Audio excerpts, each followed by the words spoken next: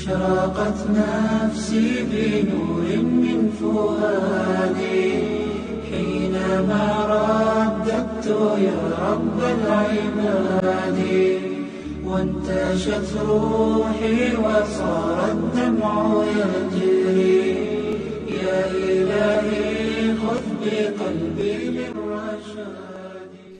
The author continues and he states والإسكتين وفي الأجفان الأربع الدية. جيد. With regards to the blood money of the eyelids, then we know that every person, you have the upper eyelid and the lower eyelid. So the author is stating that for the 4 eyelids, 1 full diya would be required for all 4. So 1 here and above, 1 on the other side and above. For all 4 eyelids, there would be 1 diya which would be incumbent, as well as for their lashes. Jayid. So if, for example, the eyelids with the eyelashes were lost, then this would be all 1 diya. We won't make it a separate diya for the eyelashes and a separate diya for the eyelids. Why? Because the eyelashes are on the eyelids. Jayid. The author continues and he states وفي أهدابها الدية وفي كل واحد ربعها. As for each one of the eyelids, then each one of the eyelids would constitute 1/4 of the diya. You lost 1 eyelid, 1/4. That's 25 camels. Another eyelid, 25 camels. Jayid.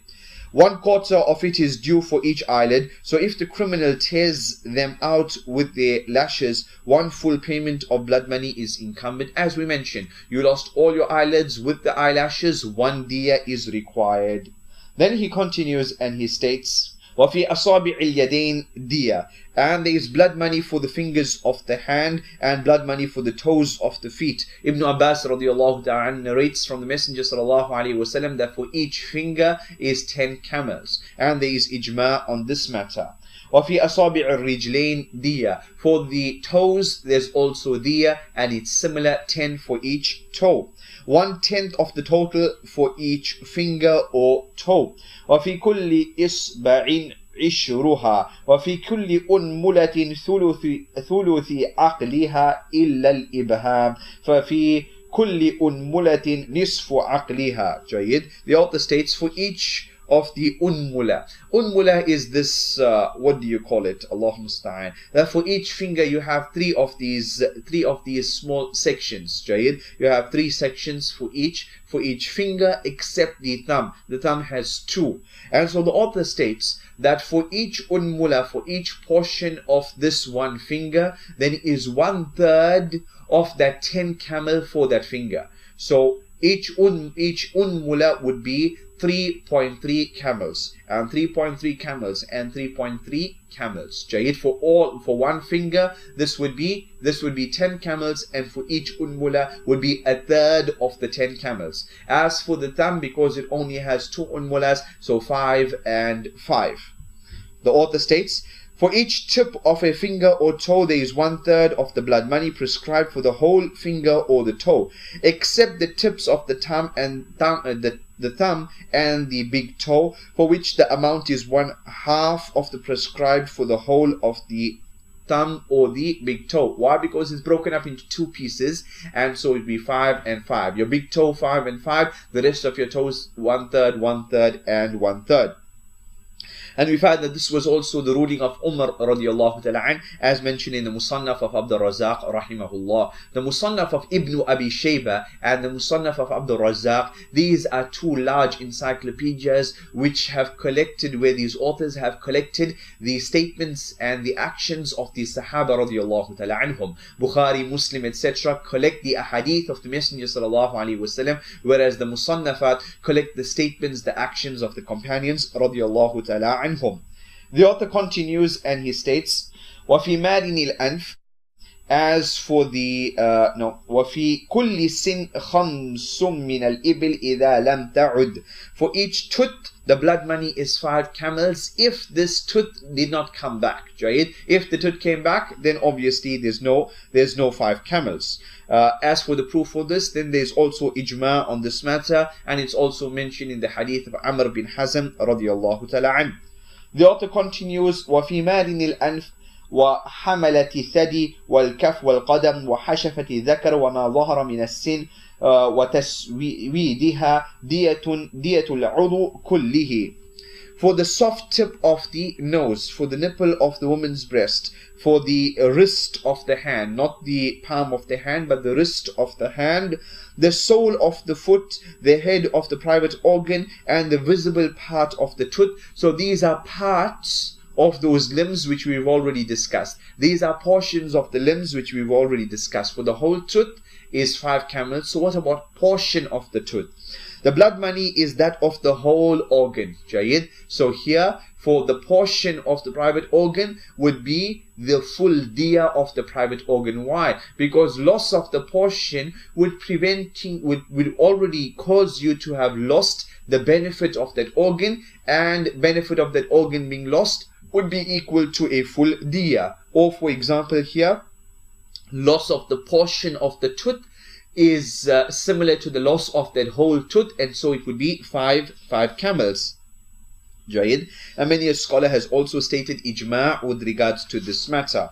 The author continues and he states, وَفِي بَعْضِ ذَلِكَ بِالْحِسَابِ مِنْ دِيَتِهِ. Jayid.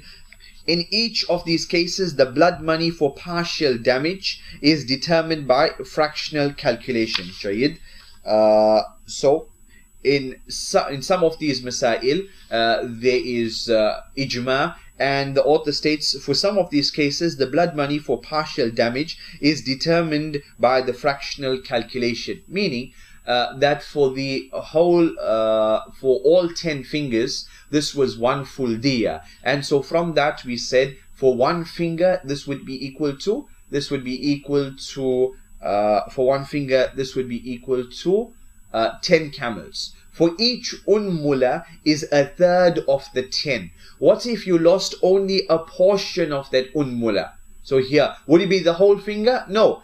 You lost a portion of this 1/3. So we would go and we would say that what is due is the 1/3. That's the closest. So it would be that fraction. Right? Not the whole organ, not the whole finger, nor the whole 2 hands, but rather it would be that portion, and that would be the 1/3. So the loss of a portion of the unmula would require the diya of the full unmula.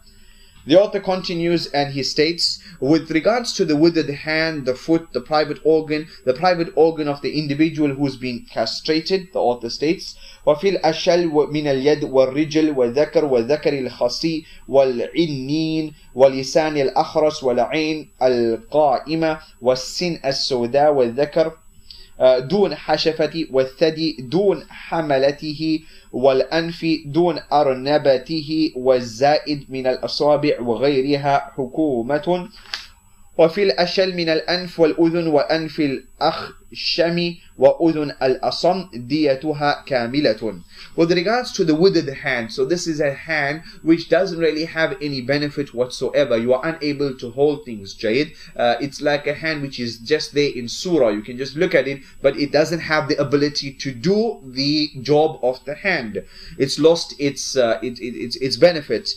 So for the withered hand, the foot, the private organ of the individual who's been castrated, of the person who's impotent, the tongue of the person who is dumb, so he doesn't really speak, the eye of the individual who just has an eye but he doesn't have sight, the black tooth which doesn't really benefit, the private organ without the head, the female's breast without the nipple, the nose without the tip, the extra finger of someone or the toe of someone, extra toe, and such like. The blood money is decided by the ruling of the judge. Jayid. The judge decides on these matters. Hukuma meaning the hukum of the judge. Why? Because we don't find anything prescribed from the Messenger ﷺ specifically with regards to these matters, and that's why majority of the scholars state that there's hukuma. Hukuma is the discretion, the judgment of the judge. He looks at this loss and he determines based upon what we already have prescribed. He makes qiyas, he makes an analogy, and he comes up with some sort of an amount for these. Wallahu ta'ala a'lam. Some scholars were of the opinion that for all of these here, it is 1/3 of a diya. Jaid, 1/3, so 33 camels. This was the opinion of some scholars. They based this upon the hadith of Amr bin Shu'aib radiyallahu ta'ala an, and also a fatwa from Umar radiyallahu ta'ala an. Wallahu ta'ala a'lam.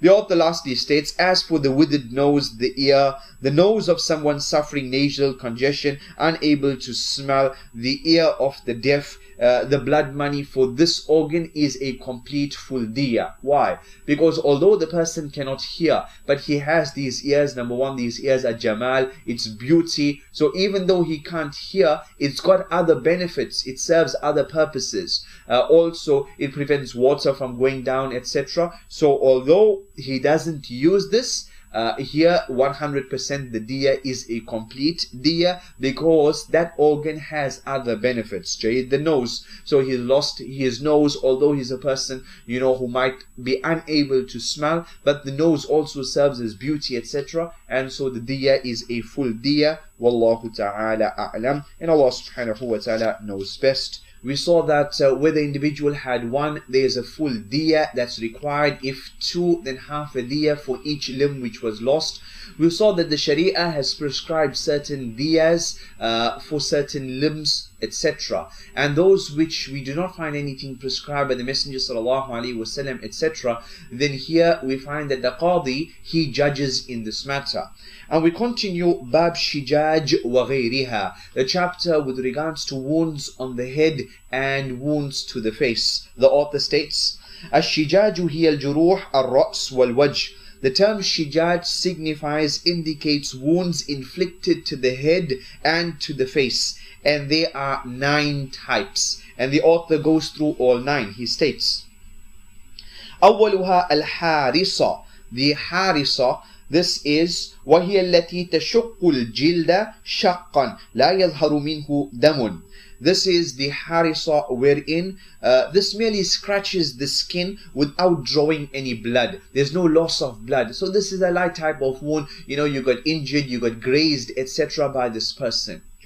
That's number 1. Number 2, ثم البازلة. What is bazila? التي ينزل منها الدم يسير, where there is a little bit of blood which exits this wound. The bazila is the one that causes a split from which a slight trace of blood flows out of it. ثم الباضعة التي تبضع اللحم بعد الجلد. Then there is the baz, there is the باضعة, and that cuts into the flesh beneath the skin. So as you can see, each one is progressing in its seriousness.